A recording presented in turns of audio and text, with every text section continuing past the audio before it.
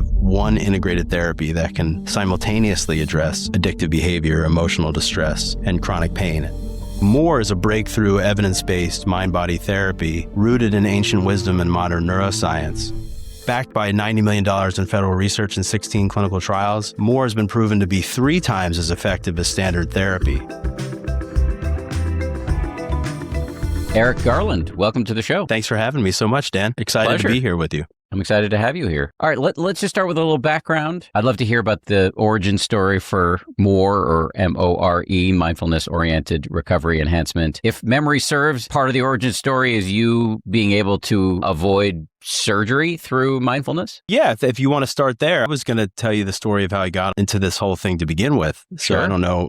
I think I always gravitated to meditative states of consciousness. I can remember being a little kid and swimming in my parents' pool, and I'd hold my breath and sink down to the bottom of the pool. And then I'd look up at the sunlight on the top of the water, and I would just get lost in the ripples of light. And just totally, my mind would become quiet and spacious. And then I'd run out of breath. I'd have to scramble, swim back up to the surface, take another breath, and then sink back down. And I'd kind of do it over and over again. So I think I was kind of an unusual kid. And then when I got to college, a friend taught me how to practice mindfulness meditation for the very first time. And I just immediately gravitated to it. I mean, I just felt like one of the most important things in my entire life.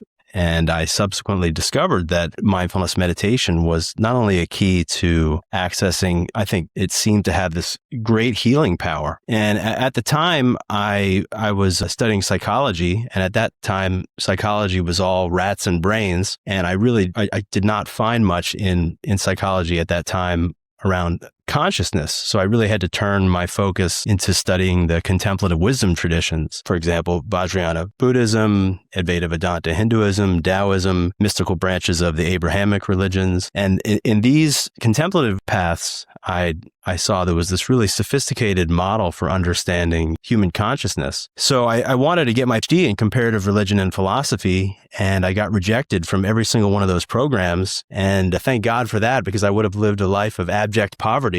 So I went into the mental health field. I was getting my master's in social work when I encountered clinical hypnosis. And that was like the closest thing I could find in modern healthcare that was related to meditation. So then I went to get my PhD from UNC Chapel Hill to do clinical research on hypnosis. And I'll never forget this. I moved my wife and my newborn son into a newly purchased house in North Carolina. And the first night I was in the new house, my new mentor called me and he said, "Eric, I'm sorry, I can't work with you anymore. My grants have run out and I got to do fundraising. I can't take on a student." And I cried all night long. I remember that. But then in the morning I woke up and he said, "I can't work with you, but I'm just curious, would you perchance be interested in studying mindfulness?" And I said, "Mindfulness? People study mindfulness?" And my whole career, 20-year research program unfolded from that point. So I think my whole story has been woven with synchronicity and serendipity. So from that point, I started pursuing the study of mindfulness for pain and addiction. And at the time, I was working as a psychotherapist in an integrative medicine center alongside physicians and nurses. And I was the head shrinker guy. So they would send me, their hardest cases, the most complex patients that had these really chronic overlapping conditions. So mental health problems, substance use disorders, chronic pain, and psychosomatic conditions. So the people, they just really didn't know how to help. And so I started working with these patients and trying to integrate mindfulness into the practice of psychotherapy. And at this time, mindfulness was not what it is today. It wasn't everywhere, like on magazines at the checkout stand in the supermarket, far less known. So there really weren't models that I knew of how to integrate mindfulness into psychotherapy. There actually were at the time. There was Kabat-Zinn's mindfulness-based stress reduction, but I wasn't even aware of it at the moment when I was creating More. And so I just started winging it and integrating mindfulness meditation into my cognitive behavioral therapy practice and pulling in threads of positive psychology. And that really became the living laboratory, my clinical practice with these patients, where the genesis of this new therapeutic approach came. So then at the same time, I was studying neuroscience and the cognitive science of addiction and stress and trying to use that to inform the development of this new therapy. And then I was really fortunate. I received a grant from the Mind and Life Institute, which was established by His Holiness the Dalai Lama, who I know you've met. And And I had the great fortune of receiving this grant to do the first study of more. And it was really sweet, man. The award letter was signed by His Holiness the Dalai Lama. So it was a beautiful moment in my life. And I conducted the first study of more in people with alcohol use problems. And that gave us a clear signal that this might really be an effective treatment. So then when I went into my first academic position at Florida State University, I was a young professor trying to figure out, what am I going to do with my career? And I bumped into a physician, and he said, wait a second, you've been doing clinical work on mindfulness for pain, but your research is on mindfulness for addiction? Well, you're in Florida, man. This is the pain pill mill capital of the USA. And we have this big problem with opioids here. I have all these patients in my clinic, and we just don't know how to help these folks. They've been on pain pills for more than a decade, and many of them have a problem with opioids, and we just don't know how to help them. Maybe you could help them. From that moment, that was the springboard to 2 decades of research and clinical practice in this area. Do you want to talk about the surgery or the non-surgery? If you want me to talk about it, so I developed this way before that. That was one of life's greatest ironies. So I developed this treatment. I adapted more as a treatment for chronic pain and opioid misuse in 2010 and started landing grants from the National Institutes of Health and the Department of Defense to study this therapy. And then 7 years later, I had a severe herniated disc, L4, L5, large extrusion of disc material into the canal pressing on my spinal nerve. And that hurt pretty bad, man. Pretty severe sciatica. It was so severe that I couldn't sleep. I had to actually wrap an ice pack around my leg for about 6 months in order to sleep. I never got surgery because mindfulness got me through it. And the principles of more at large got me through it. Unfortunately, I have some firsthand experience of needing to use these skills, but more existed before that. But I will say that going through that experience has certainly increased my empathy and my understanding for what people suffer with. We'll go into great detail on what exactly more is, and again, mindfulness-oriented recovery enhancement. But just at a high level, what's the elevator pitch for more? Yeah, the elevator pitch is more is a breakthrough, evidence-based mind-body therapy rooted in ancient wisdom and modern neuroscience that is designed to simultaneously address addictive habits, emotional distress, and physical pain. We talked about this a little bit before we started rolling here, and I know you've talked about it at great length with the producer of this episode, Eleanor Vasili. But just to make it abundantly clear to the listener, you developed this to treat a very specific set of populations who are dealing with, full-blown addiction, but the basic of the protocol and the practices within it can be applied to everyday addictions, everyday emotional distress, everyday physical pain. Yeah, I think we all, or maybe not we all, but I think many of us struggle with addictive habits. It may not be a full-blown drug addiction. It could be addiction to unhealthy food. It could be addiction to shopping. It could be internet addiction. It could be addiction to doom scrolling on your phone. Falling into addictive habits is a basic property of the human mind. And certainly pain is ubiquitous. I think 50 million Americans experience high impact chronic pain each year. So that 50 million American adults. So that's about 1 in 6. And then emotional pain is just part of being a human being, as you know. There are 3 parts of more: mindfulness, reappraisal, and savoring. With your permission, I'd like to go deep on each of these. Absolutely. Let's start with mindfulness. Many of the listeners to the show know what this means, but what do you mean by it specifically in this context? So mindfulness is the practice of cultivating awareness and acceptance of your present moment thoughts, emotions, and body sensations, and observing those experiences as if you were a witness, as if you were an objective observer. And in more, we cultivate mindfulness through the practice of mindfulness meditation. There are a number of different meditation practices in more, but they're all oriented around generating what is considered in the field to be meta-awareness. The awareness of awareness, which I think is really the therapeutic heart of what mindfulness is all about. John Kabat-Zinn, a pioneer in the space, often points out that our name as a species is Homo sapiens sapiens, the one who knows and knows he or she knows. And that second sapiens has atrophied over time because nobody bothers to point out to us that we have this kind of bonus level in the brain and mind that allows us to step out of the contents of consciousness and to view it all with some non-judgmental remove. And it's a massively good news when it is pointed out. I want to talk about that, how we generate it, and a little bit more about the mindfulness meditation practices that you in this protocol. But just stepping back a little bit, Why is mindfulness helpful when dealing with things like everyday addictions to scrolling or gambling or eating or whatnot? Great question. And actually answering that question led to the development of more. It was really getting my mind around a revolutionary theory in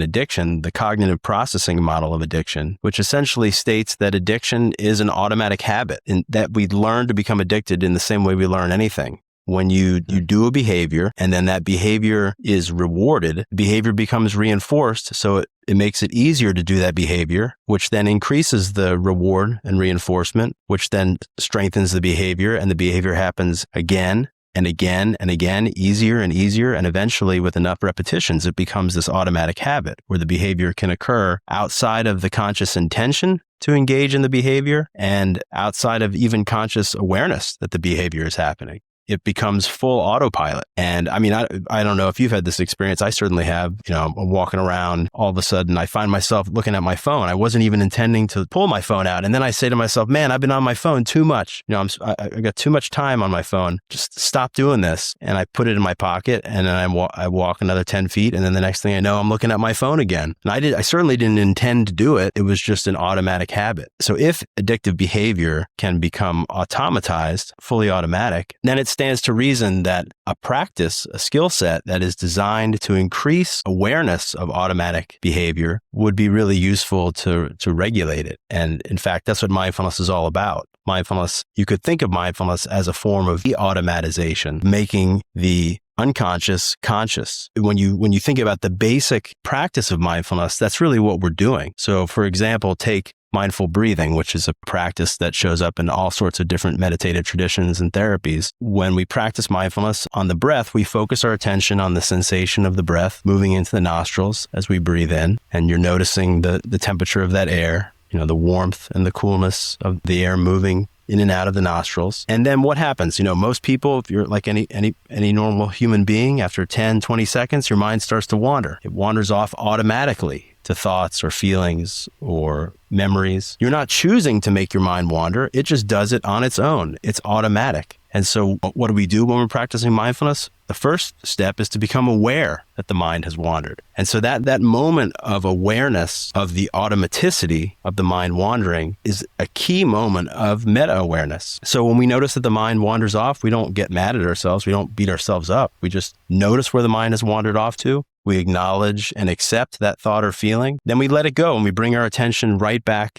to the point of focus, right back to the breath. So this basic practice, and then it's rinse and repeat, right? The mind wanders again. You notice that it wanders off. You acknowledge and accept. You let it go. You come back to the breath. So when you're doing this loop of mindfulness, as we call it in more, what you're really practicing is you're practicing the awareness of automaticity, becoming aware of when the mind is wandering off into autopilot and then grabbing a hold of it and bringing it back under conscious control. And so I think that basic skill, it's just one example, but that even that basic core skill of mindfulness has a lot of applicability to gaining awareness of unhealthy automatic habits that we all fall into, and then gaining some control over them. Yeah, so you can hypothetically catch your zombie arm reaching into your pocket for your phone and not do it. What's interesting, though, is you as a longtime meditator are telling stories about how even to this day, you find yourself on your phone and don't remember reaching for the phone. So this is not some sort of silver bullet. It just gives you a leg up. True. And yeah, I've got over 30 years of meditation practice experience under my belt, but I'm still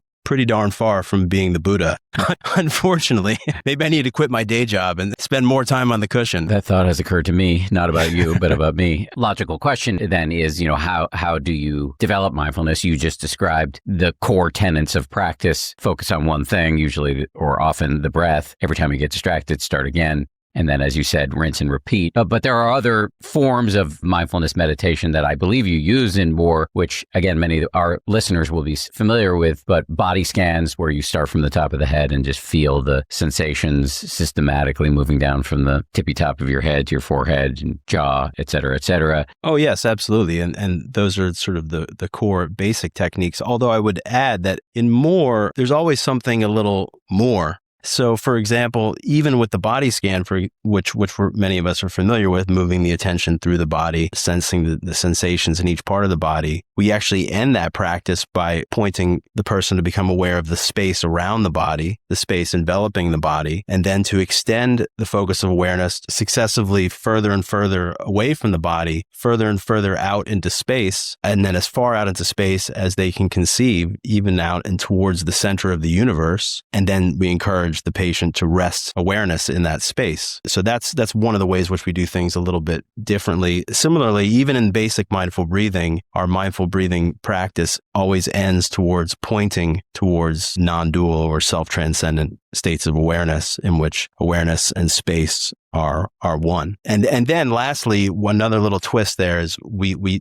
because more is really oriented around savoring, so appreciating and relishing and basking in positive emotional experience, we guide our patients to finish the practice by turning their attention towards any positive mental states that have arisen during practice, and really to take a moment to immerse themselves in it and appreciate it and enjoy it. And that's really important with regard to helping to retrain the brain's reward system, to help rewire the reward system and heal itself from the effects of addiction and pain. As I stated a while ago, the three parts of more are mindfulness, reappraisal, and savoring. You just mentioned savoring, and we will get to that because there's a lot to say there. But you said something else that I want to explore, which is something about at the end of both a body scan and a mindful breathing, you do recommend that people kind of broaden their awareness out in a way that leads to non-dual awareness and self-transcendence. Can you define those terms? And then I think on top of that, say a little bit about how it's helpful. Yes, absolutely. So this has been a real focus of my entire pathway, I would say, leading me into this work. And more recently in the past, I would say 7 years, and a more intense focus of my scientific work. Non-dual awareness is a term that is used in a number of contemplative traditions. And it's contrasted with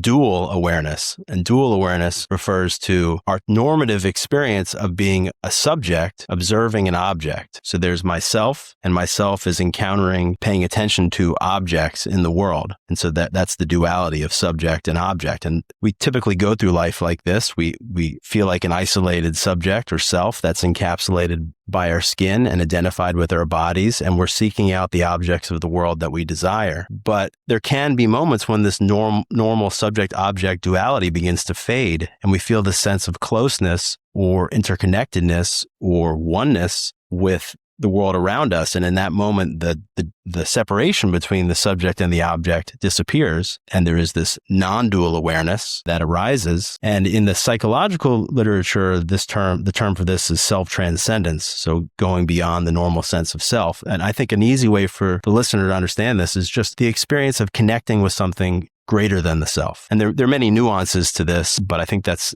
an easy way to understand it. And I think this experience is not as far away as many of us think it might be. So for example, have you ever been at the concert of one of your favorite bands and you just become so absorbed in the lights and the music and that you just lose yourself in it and you just feel filled with the thrilling bliss of the musical notes? Or maybe some people experience this in nature, watching let's say the beautiful sunset at the beach, which I live here. I'm fortunate enough to live here in California, Southern California. So gorgeous sunsets abound, standing at the edge of the water, looking out at the horizon, feeling the expansiveness of space. The mind becomes extremely quiet, and there's this sense of connectedness to all things. These experiences can happen on psychedelics like psilocybin and LSD, and they certainly happen during meditation. And in fact, the original purpose, to use an egghead word here, the original soteriological purpose of mindfulness in traditions like Buddhism and Hinduism was not to regulate stress, and it wasn't to strengthen your attention. The purpose was to recognize, to gain insight into the fundamental nature of reality, which is this non-dual continuum.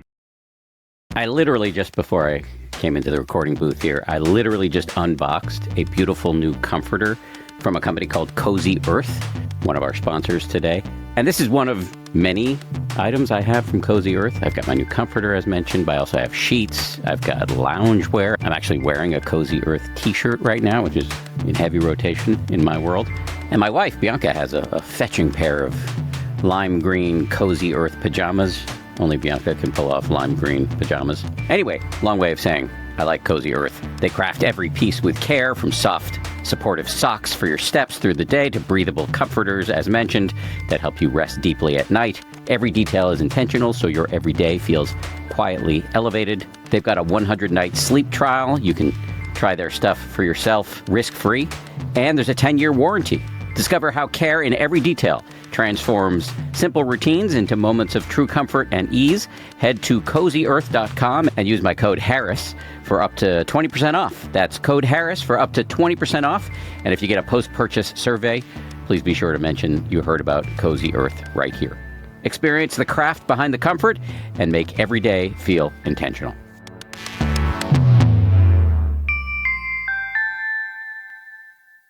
You know what I'm a big believer in? Life insurance. Earlier in my life, I didn't think about it that much because I didn't have any dependents. But now that I have a wife and a child, life insurance is extremely important to me.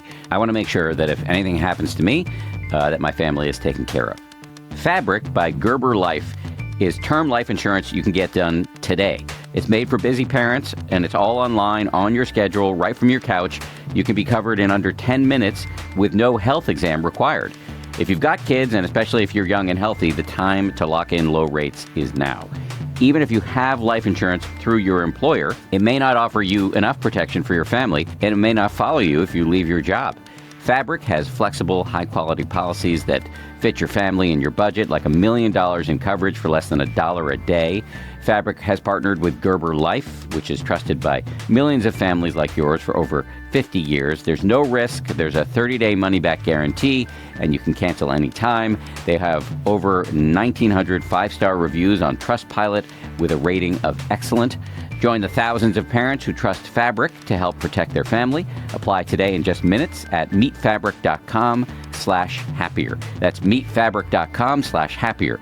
meetfabric.com/happier. Policies issued by Western Southern Life Assurance Company, not available in certain states. Prices subject to underwriting and health questions.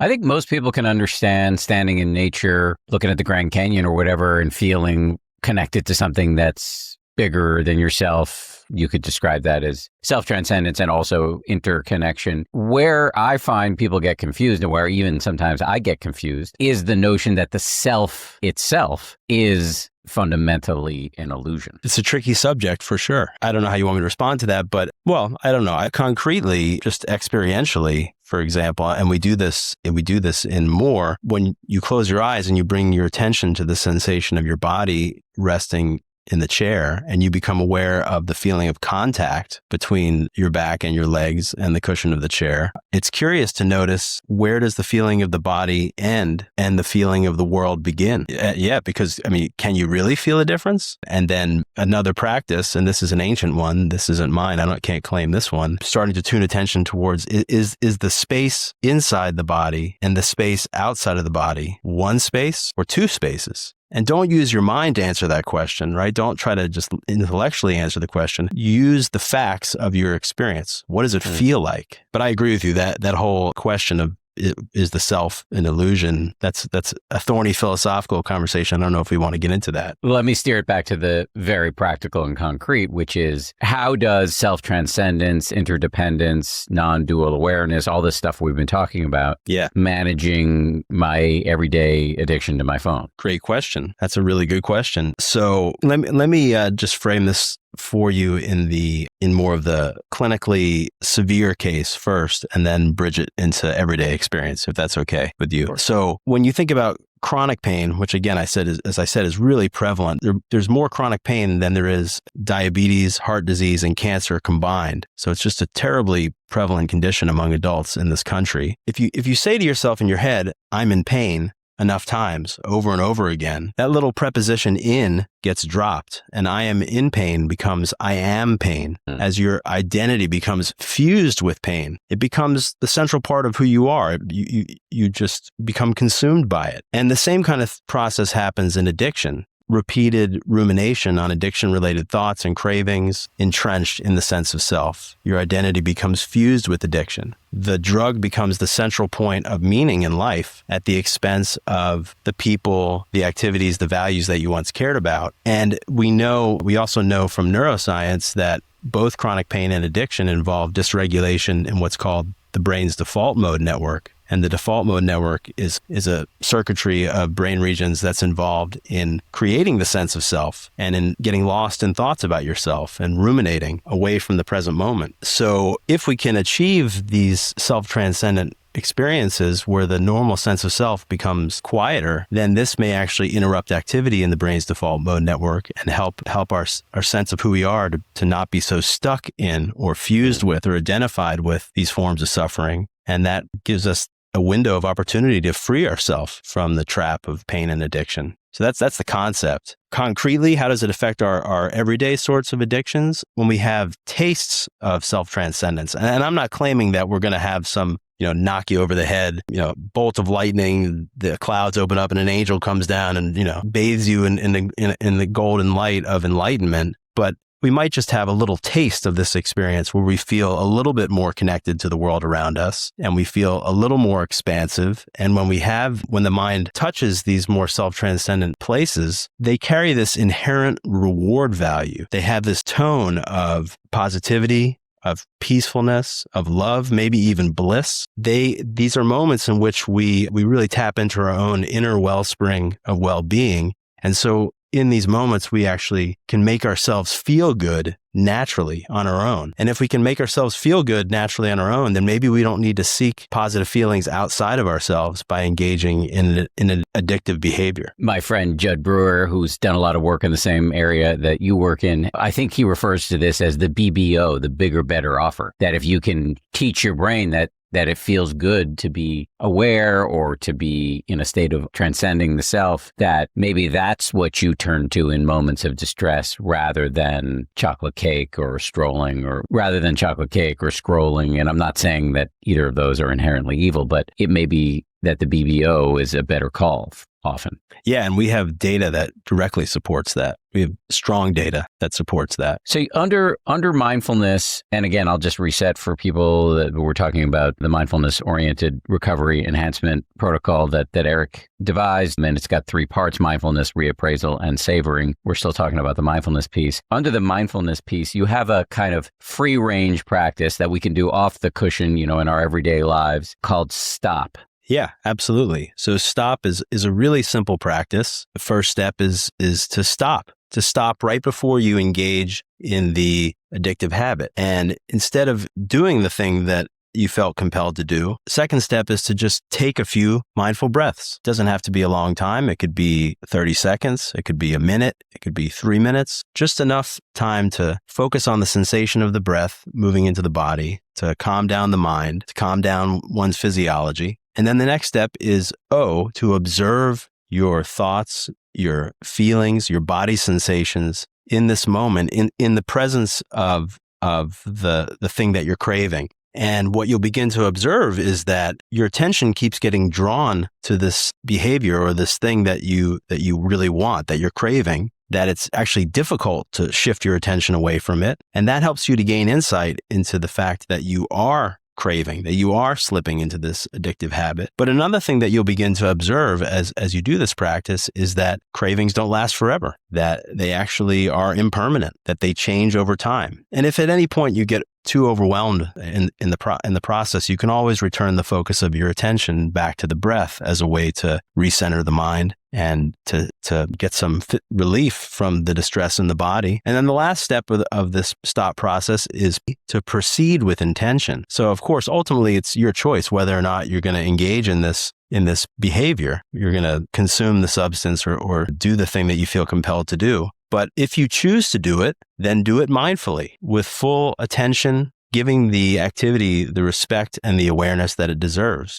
Maybe there are some negative consequences for engaging in this behavior. And if so, consciously contemplate those negative consequences. But what a lot of people discover is that by stopping and interrupting this automatic addictive habit and practicing a few moments of mindfulness instead, that the desire to do it is starting to fade away. It's getting weaker over time. And this practice, this very simple practice, is the jumping off point for lots of people in changing addictive behavior. Is more elaborate and intensive. That takes some time to build into it. But this practice we teach people immediately in the MORE program. Well, if we have time, we'll come back to the full mindfulness of craving technique. But and hopefully we'll talk about mindfulness for pain too, and that, because that's a unique technique in MORE. Yeah, so let's talk about mindfulness specifically for pain, because you've got a technique that is called zooming in and zooming out. Great. Do you want me to give some context? Talking Please. about. Great. So what is pain? I mean, pain is really your body's alarm system. So when you're injured, there are special nerve cells called nociceptors,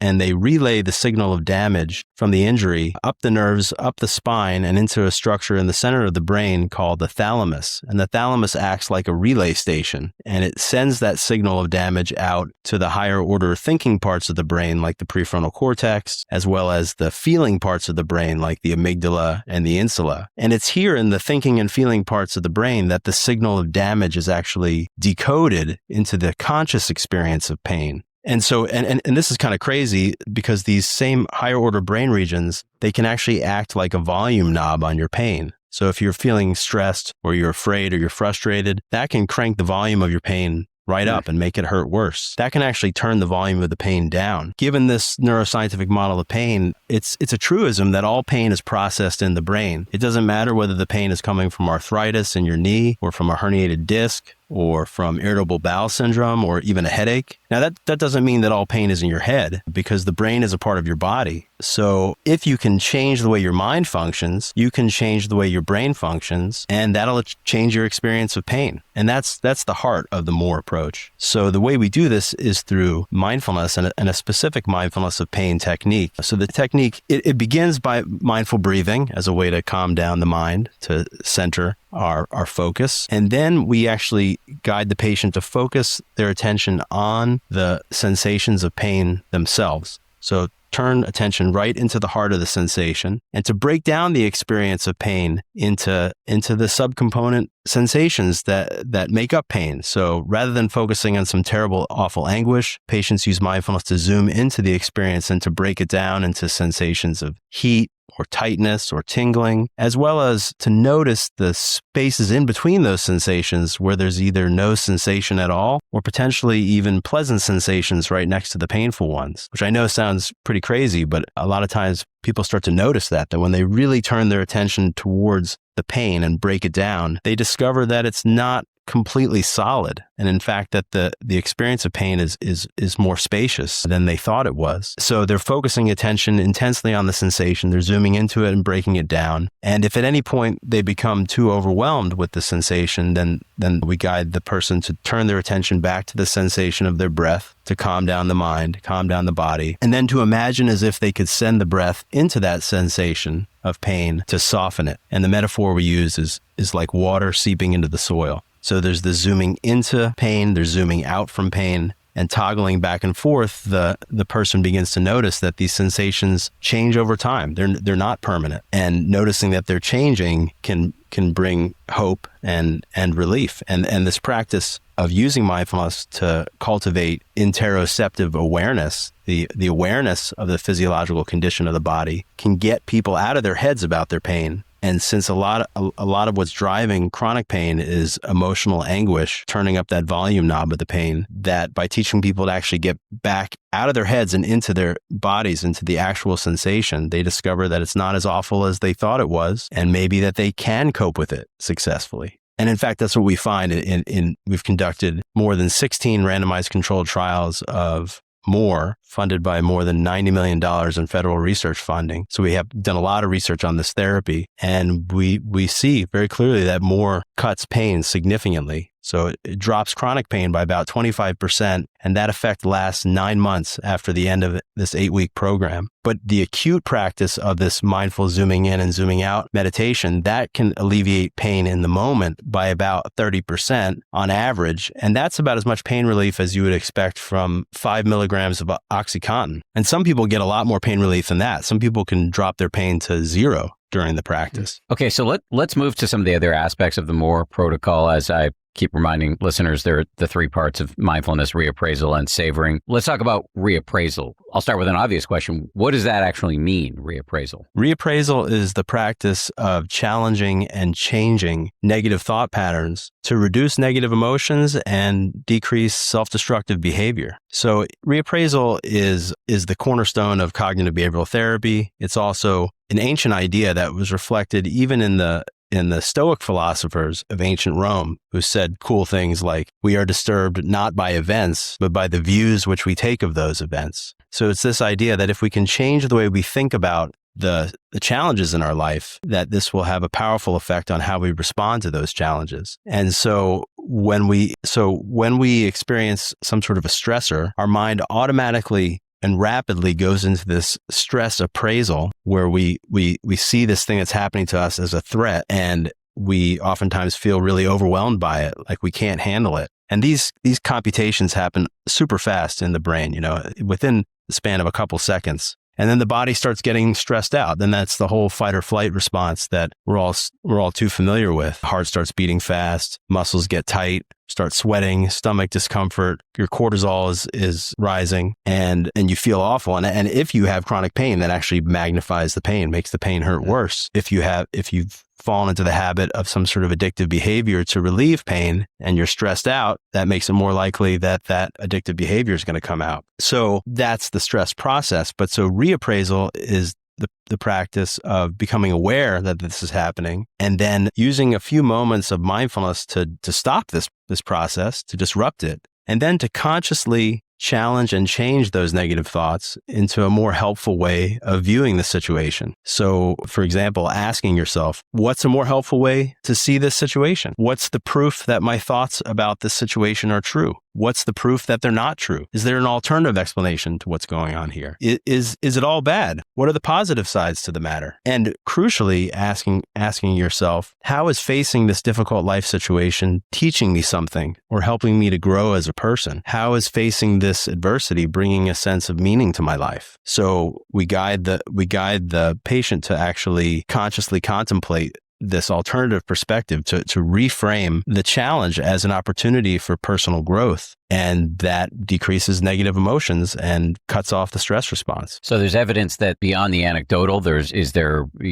physiological evidence to show that reappraisal can help at the level of the brain or other parts of the body? Big time. So reappraisal, broadly speaking, reappraisal is one of the most extensively studied emotional regulatory processes in all of neuroscience. So in general, what we see is this increase in prefrontal cortical activity. And as the prefrontal cortex becomes more active, that dampens activity in the emotional parts of the brain, like the amygdala. In my own research studying more, we've shown that reappraisal, training people in reappraisal through more, that people can actually drop their skin conductance responses. So that's what people measure when they do the lie detector test. You're basically measuring sweat at the fingertip, which is a very pure expression of sympathetic nervous system activity. That's the fight or flight response. So through reappraisal, patients are able to drop their stress arousal as measured by skin conductance responses. And reappraisal not only decreases their negative emotions, but actually can help with things like trauma, PTSD. So in a moment of, reliving a past trauma or experiencing a shame spiral over the fact that I did that thing again, I overate, or I had a little too much to drink, or I spent, 6 hours on the phone, or in a moment of, I'm starting to notice I've got a headache again and I'm catastrophizing about it, reappraisal can be really helpful. That's what I'm hearing from you. And that I just want to make sure if I'm restating that all correctly, how do we remember to do it and what the right questions are to ask ourselves in order to reappraise effectively? Great question. And yes, you articulated really well in those moments when, if we do slip into some sort of unhealthy habit or addictive behavior and we are feeling shame about it, or like you said, we experience some sort of pain and we start to get really upset about it, maybe start catastrophizing about it, thinking that life is terrible because of this pain and that there's no way I can handle it. Reappraisal is really useful in those moments to stop yourself and to recognize your own inner coping resources and to reframe the negative thoughts, to remind yourself that actually you do have the inner strength to deal with these challenges, and that facing them is actually helping you to grow as a person. So how do you do it in those moments? Well, the first step is actually to become mindfully aware that you are getting stressed out. So stress is actually the signal. Stress is the reminder. So when you're starting to get worked up, you remember it's time to practice reappraisal. And then the next moment is the next step is to become aware of what are the negative thoughts that I'm having that are leading to me feeling stressed out. And then once you're aware of those negative thoughts, you can become aware of what is the impact of those thoughts on your emotional state. How is it affecting my body? And then you stop and you practice a minute or two of mindfulness, just enough to calm down the mind, just enough to calm down the body. And then you moved to dispute or to challenge those negative thoughts by asking yourself questions like, what's a more helpful way of viewing this situation? Is there an alternative explanation? If I had a friend in this situation, what would I want them to believe about it? If I had a trusted teacher or spiritual guide, what would they want me to think about this situation? Is there a blessing in disguise here? Maybe there's something good about the situation that I'm overlooking. And how is facing the situation helping me to grow as a person? How is it teaching me something important? How is facing this adversity bringing a sense of meaning to my life? So that's the practice, and we have an acronym for it. That's ABCD. It's not our acronym. It's a classic acronym used in cognitive behavioral therapy. So A stands for the activating event. So that's the event that happened that led to you feeling stressed out. And then B is your beliefs or negative thoughts about the event that led you to feel stressed out. C are the emotional and behavioral consequences of those negative thoughts. D is dispute or challenge the negative thoughts. So reframe them. Think about the situation from a more helpful perspective. And then the last step in the process is E, which is to evaluate what is the effect now of this reappraisal. Now that I'm thinking about this situation from a more helpful perspective, how is it impacting my emotions, and how can it help me to respond in terms of taking more constructive action? I love this. The problem isn't the problem, it's your view of the problem, and we can shift our view. That's just enormously empowering. Is a classic approach in cognitive therapy, but in more, we inject a little bit of mindfulness into this process, because as one of my good friends and colleagues, Philippe Goldan, said, mindfulness is the WD-40 of the mind. It just helps to lube things up. It increases psychological flexibility and perspective taking. And so injecting a little mindfulness into this process can help us to reframe our negative views of the situation and take a broader perspective. The best B2B marketing often gets wasted on the wrong people. I can't tell you how often I'm scrolling and I get served ads for stuff I have no interest in. So when you want to reach the right professionals, use LinkedIn ads. LinkedIn has grown to a network of over 1 billion professionals, including 130 million decision makers. And that's where it stands apart from other ad buys. You can target your buyers by job title, industry, company, role, seniority, skills, company revenue, so you can stop wasting budget on the wrong audience. It's why LinkedIn ads generates the highest B2B return on ad spend of all major ad networks. Seriously, all of them. Spend $250 on your first campaign on LinkedIn ads and get a $250 credit for the next one. Just go to linkedin.com/happier. That's linkedin.com/happier. Terms and conditions apply. As a small business owner, I am running into business complexities all the time. That is just the deal when you own a business. My team and I are just constantly navigating new challenges and finding out about stuff that we had never considered. And in this work, it is very helpful to have an ally, which brings me to one of our sponsors today, Northwest Registered Agent. They've been helping small business owners and entrepreneurs launch and grow businesses for nearly 30 years. They are the largest registered agent and LLC service in the U.S. with over 1,500 corporate guides. These are real people who know your local laws and can help you and your business every step of the way. When you form your business with Northwest, you get a complete business identity, not a stack of vendors to deal with. That includes registered agent service, a business address, operating agreement, domain, website, professional email, phone number, and built-in privacy. These are all the things that you may not be thinking about when you have a moment of inspiration to start a business. These are all the details that are one click deeper and where it can really help to have, as I said earlier, an ally. You can sign up for a free account to begin managing your business with lawyer-drafted operating agreements, bylaws, resolutions, membership certificates, bills of sale, and more, all in one place, all at no cost. Don't pay hundreds or thousands of dollars for what you can get from Northwest for free. Visit northwestregisteredagent.com/happierfree and start using free resources to build something amazing. Get more with Northwest Registered Agent at northwestregisteredagent.com/happierfree.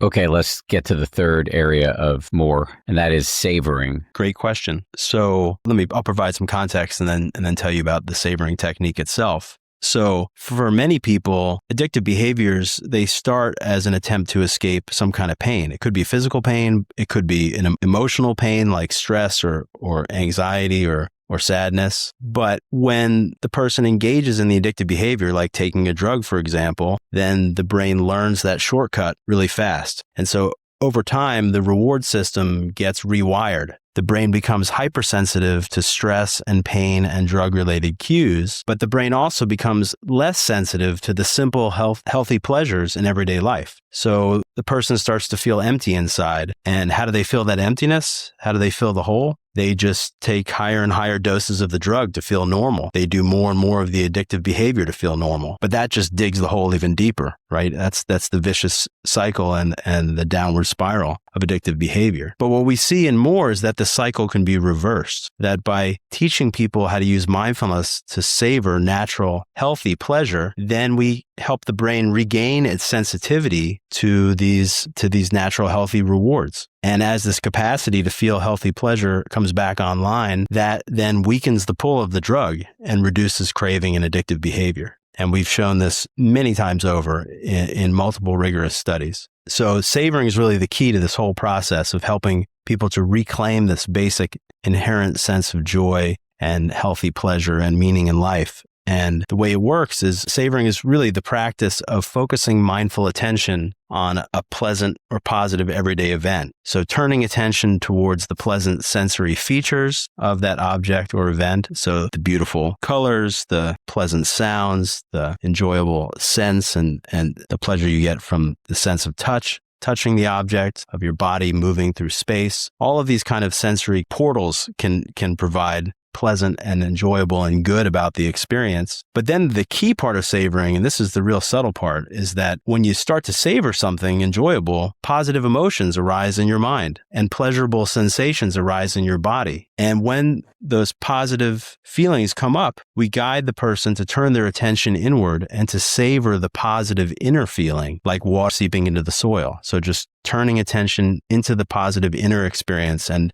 focusing mindfulness on that positive feeling and becoming deeply immersed in it, sort of soaking and bathing in that positive inner feeling and allowing it to pervade the entire space of their mind and their body. And that practice is I think, really important when it comes to people who are struggling with addictive habits, with chronic physical pain, and also suffering from emotional pain like depression or PTSD. Because in all of those conditions, what happens in the brain is that the brain becomes less sensitive to natural, healthy pleasure. And so what we're really doing, I think, is through savoring, it's retraining the brain's capacity to re-experience natural, healthy pleasure and joy. It's sort of like weightlifting for your brain's reward system. You said a little bit of this, but I think it's worth reemphasizing. How can we integrate this practice into our day, wherever we're at, whether we've got, significant chronic pain or just everyday aches and pains or significant addiction or just everyday addiction? I think this is useful for everybody, myself included. So can you just help us think about where and when and how to fit it into our day? Absolutely.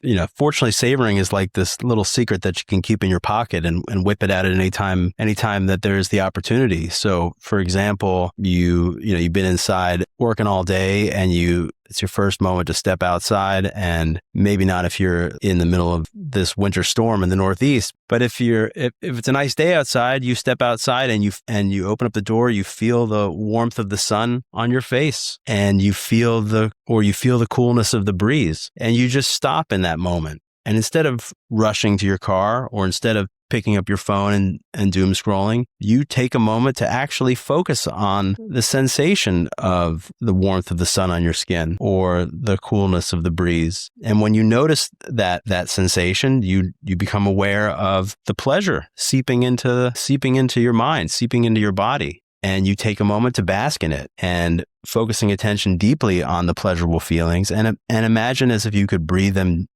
those positive feelings into the center of your being. So just take it in. It doesn't have to be long. It could be 20 seconds. It could be a minute. And then you move on to the next thing. So that's one example. Maybe you're watching your kid play in the backyard and play with their friends, and you see the smile on your child's face and the sparkle in their eyes. And instead of just rushing around to do the next chore on your list, or getting lost in your social media feed, you stop and you actually focus your attention on your kid's smile, and you notice the sparkling in their eyes, and you listen to their laughter. And when you do that, maybe you'll notice a slight feeling of your own joy and happiness. And then you turn your attention inward and you savor that positive inner feeling and just breathe it into the center of your being and allow it to linger and expand. So I think there's just tons of moments like this all throughout life that we oftentimes miss because we're just rushing around on our to-do list, do this, do this, do this, do this, do this, do this, and that. And when do we actually stop to smell the roses? But I have really good, hard clinical data and neuroscience data showing that if you actually stop and smell the roses, it has healing power. It relieves addictive cravings, and it can reduce physical pain. I can imagine you could do this while eating. You could do it while in conversation while eating, or just in any kind of conversation where anything nice or pleasing or pleasant happens. Exactly. Yeah, I mean, the Buddha observed that life is suffering. There's suffering inherent in life. But there's also beauty and joy inherent in life, and they co-arise. They exist together. And why do we give the stress and the suffering and the pain all the air, all the attention? And I can answer that question for you because that's a biological imperative. Our brains have evolved over millennia to detect threat because our ancestors had to get good at detecting threat and focusing on pain in order to keep themselves safe to avoid destruction. So detecting threat is a really good survival adaptation. But if all you pay attention to in life is stress and pain, what kind of quality of life do you have? Your life feels pretty bad. But we can use mindful savoring to expand the scope of our awareness and to start to notice some of the other parts of our life that are not painful, that are neutral or maybe even good in spite of pain or maybe even because of the pain in life. And when we turn our attention towards those parts of life and our scope of attention is broader so that we're actually getting a more balanced view, not only noticing the stressors and the pain, but also appreciating the beauty and the goodness, then the painful parts of life become smaller by comparison. Or as the Buddhists say, sadhu. This has been a great conversation. We've been able to cover a lot of ground very efficiently and economically. I'm curious, though, is there anything you were hoping that we would get to that we haven't managed to get to? Yeah, I'd like to just give you some of the statistics around the MORE program, if that's okay. So MORE is a breakthrough evidence-based mind-body therapy rooted in ancient wisdom and modern neuroscience that's designed to simultaneously address addictive habits, emotional distress, and physical pain. And backed by $90 million in federal research and 16 clinical trials, MORE has been proven to be 3 times as effective as standard therapy. So we've shown that MORE reduces opioid misuse by 45% 9 months after the 8-week treatment. We've also shown that MORE reduces drug relapse by 42%, and MORE cuts craving by 50%. But MORE also has these effects on chronic pain, as I said. So MORE reduces chronic pain by 25% on average, and some patients achieve even more significant pain relief than that. And at the same time, MORE has powerful antidepressant effects and can result in clinically significant reductions in PTSD. So what makes more especially useful, I think, at this time in society is that you don't need a separate type of therapy for each one of these problems, but actually you have one integrated therapy that can simultaneously address addictive behavior, emotional distress, and chronic pain. And that's really important when thinking of solutions to the opioid crisis, which is